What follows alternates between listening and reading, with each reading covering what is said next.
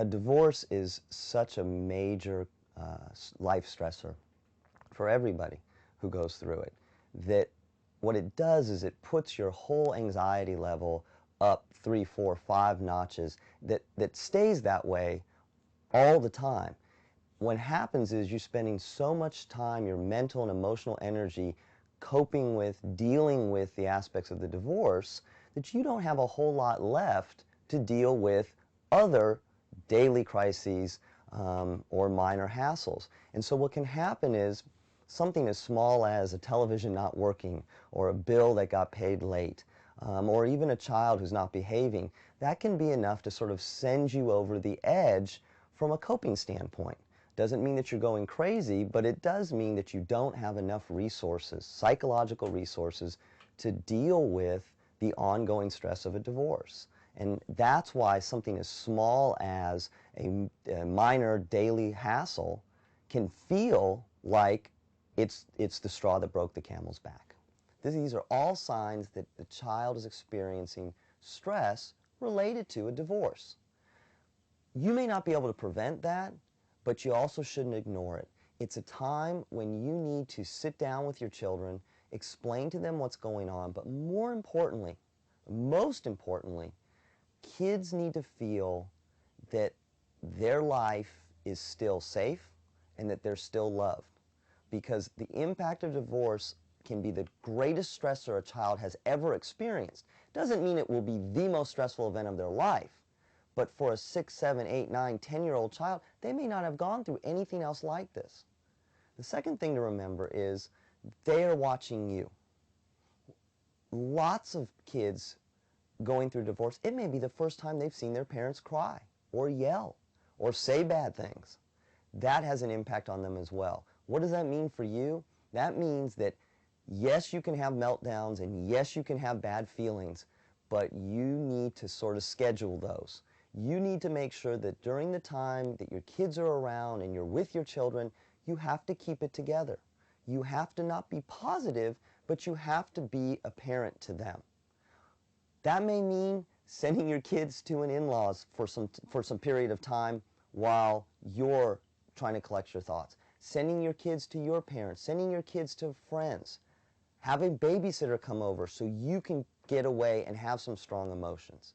You have to pay attention to your bad emotions, their bad emotions, and you have to recognize that while this is a tough time for them, by being a parent, by showing them that they're loved, and by not ignoring the symptoms of stress, and by not ignoring your own symptoms of stress, but working together with them, they're going to be okay. Kids are incredibly resilient, incredibly tough.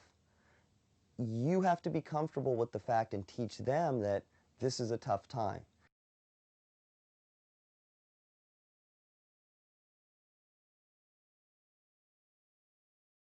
While your divorce proceedings are taking place, and I know you know this, but while your divorce proceedings are taking place, you have to carry on with the rest of your life.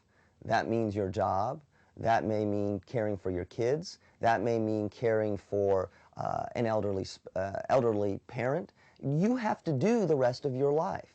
And there are so many days where it can feel like I can't deal with even going to work. And in fact, one of the things that is very common to see when individuals are going through a divorce proceeding is the need for them to take either sick days or mental health days to collect themselves. You have to recognize that your divorce, although it is a huge part of your existence, is only one part of your existence. Being able to jot down the aspects of your divorce on a piece of paper, what you need to accomplish, the tasks that you need to deal with, and then being able to put them aside and focus yourself on the task at hand is very important. How do you do that? Well, number one, you make sure that your day is structured enough that it becomes a routine. If you go to work, you go to work. You may find that you need to communicate to those around you at work, and this is going to differ depending on the job, that you are going through a stressful time. It's okay to communicate to close friends and coworkers that you are going through a divorce. That doesn't give you license not to work, but what it does give you is a way of communicating to them that there is something going on in your life. And believe me, they will recognize it. Being able to say to yourself, I'm going to work, I'm going to get my job done, but this period of my life may not be the most productive from a work standpoint, is important. The divorce is not going to last forever. And by allowing yourself not to slack off at work, but to be okay with not being the most productive, is going to give you a little extra peace of mind so you can deal with both divorce and your job.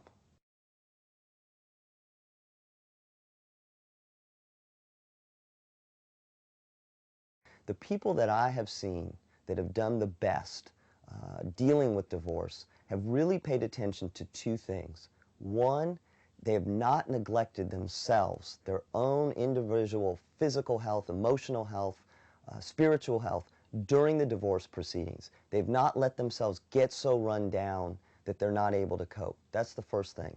The second thing is that they have surrounded themselves with friends and family and people that they feel close to, and put those two things together to get them through what they recognize, and what everybody has to recognize, is that divorce doesn't happen in a day or a week. It happens over a period of time, sometimes months, sometimes years. If you can pay attention to your own health, if you can surround yourself with family, friends, people you feel close to, and if you can recognize that this is a marathon and you need to pace yourself, that's how you overcome the challenge of getting divorced. Even in the simplest divorces, the process takes time. It can be months, it can be several months, it can be years. That time period is a time period in which you are under stress. The levels of stress that you will experience may not be huge on any given day, but they build on one another. And you can only run under the adrenaline and the stress for so long. After a while, your body will start taking its toll on your body, and you're going to feel it.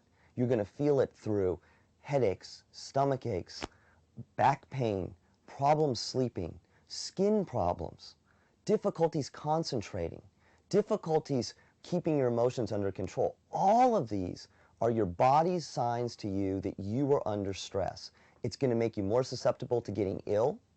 It's going to make you less able to deal with your daily responsibilities. And so one of the best things that you can do for yourself and for those around you is actively work to reduce your stress levels and keep them in check on a daily basis. Now that may mean doing things that you find pleasurable, getting involved in exercise, making sure that you're eating right, that you're getting enough sleep. You can't neglect your body during a stressful event like a divorce, because your body is exposed to the negative effects of stress. You can't keep running at the same level for weeks and weeks and weeks. Your body will shut down. So one of the most important things that you can do each day is ask yourself, what am I doing today, not for anybody else, but for me, to stay healthy? Am I eating right? Am I exercising? Am I taking time to engage in activities that I want to do? And then the other thing that's important is to ask yourself, how stressed am I feeling? On a scale from 0 to 10, if every day is a 7 or an 8, then it's time for you to stop. Get out of the situation, take some time for yourself, and collect yourself. Because the longer that you let that stress build up, the more vulnerable you're going to be to not only illnesses, but to poor decision making and to an inability to cope with the long-term effects of a divorce.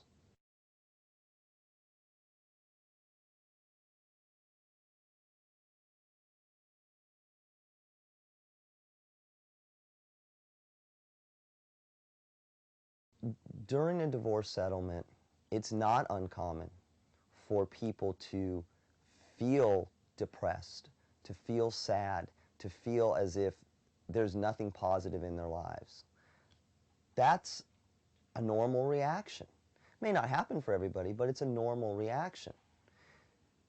There is a difference between feeling negative and feeling like my life is not going well right now, and feeling down and sad and blue, and being clinically depressed or experiencing major depressive disorder. Major depressive disorder or clinical depression is common during divorce. And what you have to pay attention to, how bad are your emotions? And what I mean by that is this. It's a pretty simple kind of test. As bad as I feel, as negative as I may feel, as sad as I may feel, am I able to get out of bed, collect myself, go to work, go to church, go to be with other people? Am I able to do that for a period of time? Or am I feeling so negative, so sad, so bad that I don't even want to get out of bed, and more importantly, I don't get out of bed? I take days off work. I'm not able to deal with my responsibilities. When those kinds of negative feelings become so impactful that you can't deal with the day-to-day stressors and the day-to-day life events, and I'm not talking about having one bad day, but I'm talking collectively not being able to deal with them over a period of 2 weeks or more, you very well may be suffering from a major depressive disorder. It's something that you need to speak with your physician or a mental health professional about. It doesn't mean that you're going crazy. It doesn't mean that you don't have what it takes. It means that you are experiencing such negative emotions, such depressed and sad emotions, that you can't carry on with your life. That's treatable. It's very treatable. But it's also important to recognize that you're going to feel negative during a divorce. And again, I think it's important to think about your time frame a little bit differently in a divorce. You may not have a good week. You may not have a good month. You may have a good day, though, or you may have a good part of a day. And it's real easy to get caught up in this, this week has been a mess, and this month has been a mess. Ask yourself, how was this day? Did I get through this day? Was it a good day? Because if today was a good day, then I got a shot at tomorrow being a good day. If tomorrow's not a good day, then I've got a shot at the next day being a good day. You're in this divorce proceeding for a relatively long period of time. You must accept that. And by doing that, accepting that and focusing on what can I do today and how did today go, you're going to be much better able to keep the negative emotions in check. You won't make them go away, but you'll be able to keep them in check.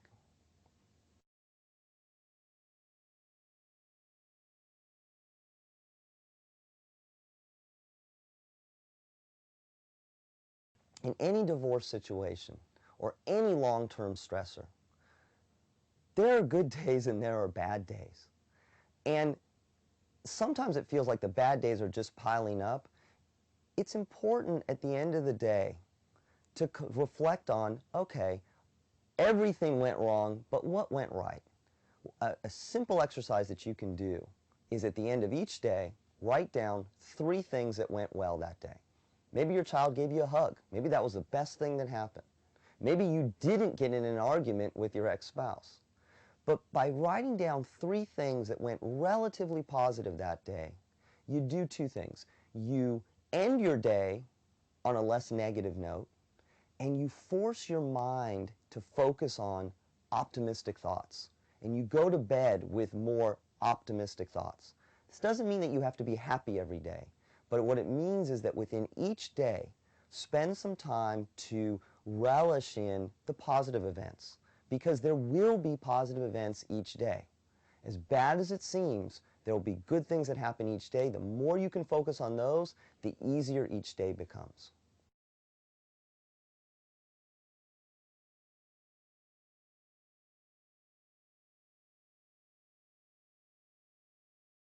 If you forget about yourself, if you lose yourself in the divorce process, you will have a much harder time conquering that divorce. I like to think about it in a way that they describe when you sit on an airplane. And on an airplane, before you take off, they describe what happens if the oxygen masks drop down. And what they always tell you, and I know you know this, they always tell you, if an oxygen mask drops down and you're sitting next to a young child or an elderly person, first put the mask on yourself, then put the mask on them. When it comes to a divorce, as much as you feel you need to be involved in the divorce proceedings and you need to be there for your kids and you need to be there and show a good face, if you don't take care of yourself, you become a liability to yourself and to everyone else around you. So I'm not talking about being selfish. I'm talking about paying attention to what do you need to be as strong emotionally, physically, spiritually as possible so that you can feel good for yourself, you can be good for others, and most importantly, you can conquer this thing, this beast, that is the divorce.